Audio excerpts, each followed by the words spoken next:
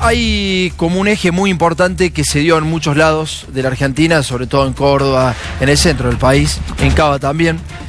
El eje era la corrupción y así se mantuvo Mauricio Macri en el poder, planteando el eje de la corrupción, y quienes no estaban con Mauricio Macri eran los corruptos. Y de hecho esto se diseminó por distintos pueblos de la provincia de Buenos Aires también. Te lo mostrábamos hace poco, lo que había sucedido en Coronel Suárez, por ejemplo, que había una lista de comercios que supuestamente pertenecían a fiscales del Frente de Todos, y entonces le decían a la gente que si esos votaban a ladrones, ellos eran ladrones, por lo tanto no había que comprarles. Esta lógica entró en todos lados. Y ya que entraron con esta lógica, queremos mostrarte, seguir mostrándote que estos son ladrones.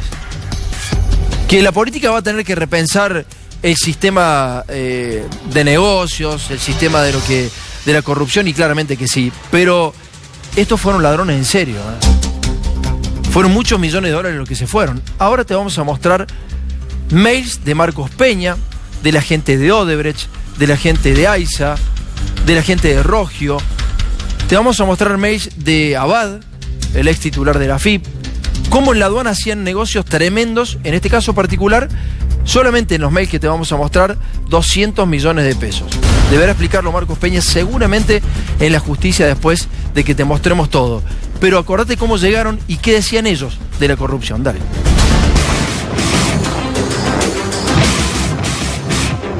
Estamos definiendo más que nada con qué valores queremos vivir y convivir en la Argentina. Yo quiero decirles que todo esto lo hacemos con honestidad y con transparencia. El presidente Macri plantea reglas claras, que es decir siempre la verdad.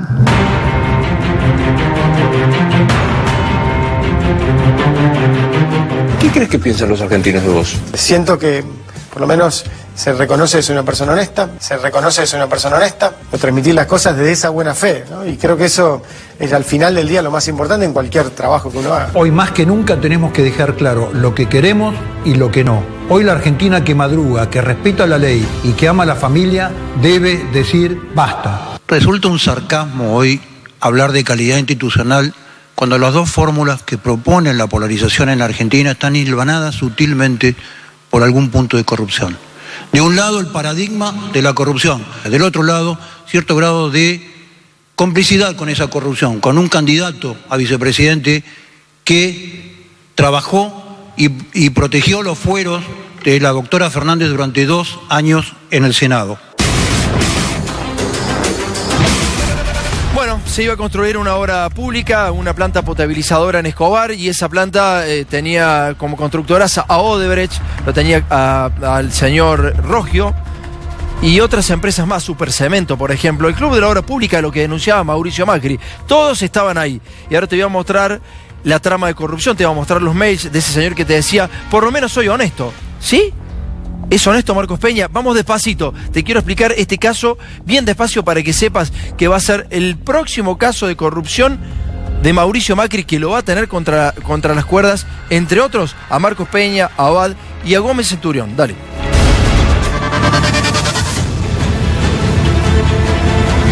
Desde hace casi una década se anunció una obra imprescindible para la ciudad de Escobar en el Gran Buenos Aires. En esa ciudad, el 77% de la población no tiene acceso a la red de agua corriente. Por eso, se decidió construir una planta potabilizadora que tomaría el agua directamente del río Paraná de Las Palmas y la llevaría por un acueducto de 1,20 metros de diámetro para transportar el líquido antes de su tratamiento. La obra fue licitada y adjudicada a la unión de empresas constituidas por Odebrecht, Cartelone, Supercemento y Rogio, actores claves del Club de la Obra Pública, denunciada por Macri, y muy sospechadas de corrupción en este y en todos los gobiernos de Argentina e incluso del exterior. La ejecución de la planta potabilizadora comenzó en el 2014 con el gobierno anterior y continuó con el gobierno de Cambiemos, pero se interrumpió en el 2017 cuando estalló el escándalo de Odebrecht, que salpicó directamente al gobierno de Mauricio Macri. En ese momento la empresa brasilera condenada por corrupción abandonó la UTE e inmediatamente se paralizó el avance de obra, que ya estaba en el 77% de su ejecución, y los vecinos siguen esperando el agua potable. ¿Pero qué pasó en el medio de tantas idas y vueltas? Esta noche vas a ver el rol de Marcos Peña, Alberto Abad y de Juan José Gómez Centurión en un hecho de corrupción sin precedentes respaldado en documentos oficiales. Lo que hicieron estos muchachos fue tratar de importar unos caños Odebrecht. Odebrecht importaba caños para hacer la planta potabilizadora, llevar el agua a la gente. Esos caños venían de Brasil y como se venden a menos de la mitad de precio de lo que se vendían en la Argentina, lo que hace el Estado Nacional, argentino obviamente, le cobra una tasa del 149% sobre el valor de esa mercadería. Los muchachos dijeron, no, pero son caños domiciliarios. En un gran verso. Cuando lo detectan en aduana, le dicen, no señor, usted debe $3 millones. Y ahí empiezan las maniobras de Odebrecht con Marcos Peña para no pagar esos 200 millones de pesos. Mira, dale.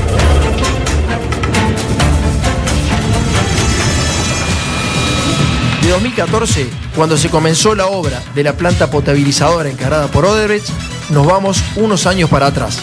2010. En ese momento, el Ministerio de Industria resolvió una denuncia que había presentado la única empresa argentina que fabricaba accesorios de hierro fundido maleable para la unión de cañerías usada en los desagües. La firma argentina se llama DEMA y se había quejado porque entraba la misma mercadería desde Brasil y desde China a precios irrisorios.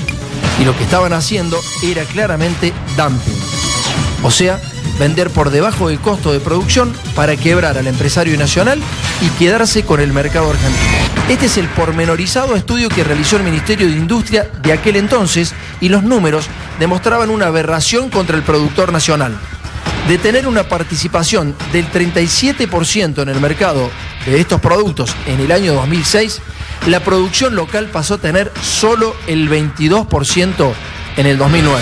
En ese momento, y luego de ser estudiado el caso y que se demostrara que había una operación comercial desleal por parte de Brasil y de China, la ministra de Industria, Débora Giorgi, firmó una resolución para defender la industria nacional.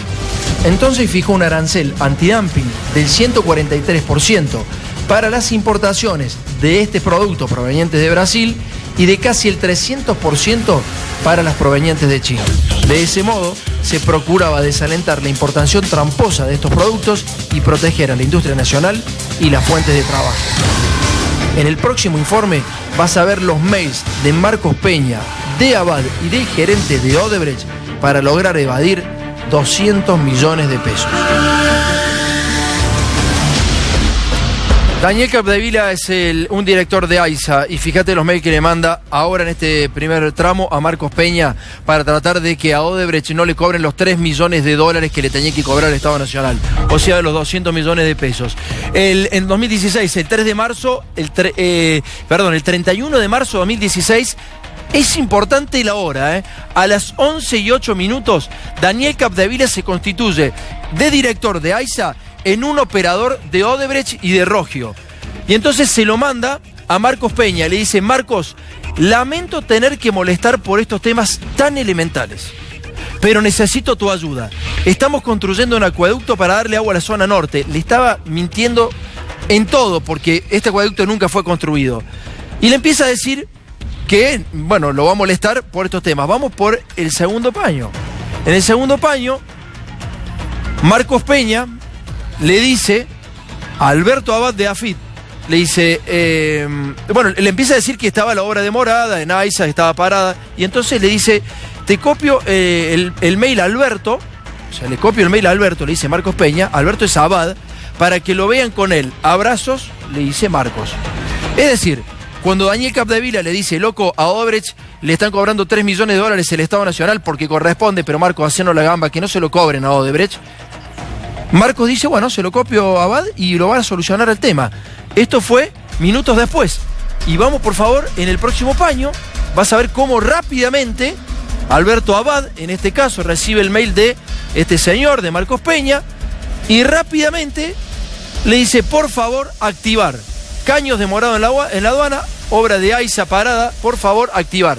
No querían poner Odebrecht en los mails. No querían poner Odebrecht, pero la obra era de Odebrecht. Y el que necesitaba esto era Odebrecht. Vamos con el próximo paño, por favor.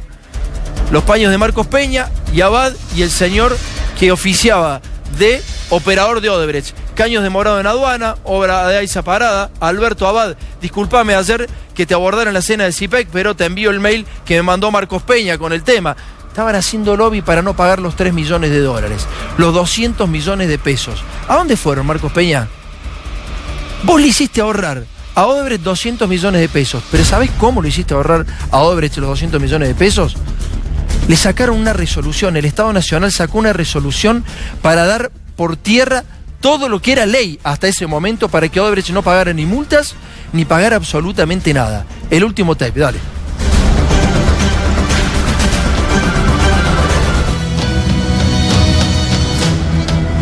Con el cambio de gobierno, los empresarios de Odebrecht, Cartelone, Supercemento y Rogio lo sabían muy bien y por eso decidieron importar de Brasil a precios irrisorios los accesorios que se fabricaban en Argentina sin pagar aranceles que obligaba la ley. Estaban seguros de que podían arreglar el detalle del arancel que no les permitía ahorrarse unos 200 millones de pesos. Entonces comienza a gestarse este oscuro entramado de corrupción. El director de AISA, Daniel Capdevila, actuando como un operador de Odebrecht, le escribe el 13 de abril de 2016 un mail a Marcos Peña pidiéndole que le resuelva el temita. Le dice: Marcos, lamento tenerte que molestar por temas tan elementales, pero necesito tu ayuda. Desde el mes de enero que estoy tratando de liberar unos caños de hierro dócil que no se fabrican en Argentina. Eso ya sabemos que es mentira. Esos productos sí se fabricaban en Argentina. El operador de Odebrecht y además presidente de AISA continúa diciendo que les quieren cobrar aranceles por 3 millones de dólares. El total era 3.100.000 dólares, una cifra compuesta por los aranceles que estaban intentando evadir, más las multas al código aduanero. Marcos Peña, en lugar de responder lo que debía responder en defensa de la ley, de la industria nacional y del trabajo nacional, le responde esto: hola Daniel, copio a Alberto Abad para que lo vean con él. Abrazos. Escuchaste bien, lo estaba poniendo en conocimiento al director de la AFIP, Alberto Abad, para que le resolviera el problemita a los empresarios evasores. En menos de 2 meses, el curro de Odebrecht y sus socios ya estaba resuelto.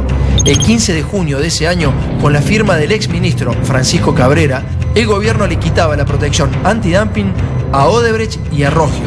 O sea, que ya no tenían que pagar más el arancel del 143%. Pero además, le dio carácter retroactivo a esta resolución. ¿Sabés para qué? Para que Odebrecht, Rogio, Supercemento y Cartelone no tuvieran que pagar las multas por más de 3 millones de dólares, o sea, 200 millones de pesos. Este acto delictivo quedó registrado en documentos formales, dejando al descubierto el negocio espurio de Marcos Peña, Juan José Gómez Centurión, Francisco Cabrera y Alberto Abad.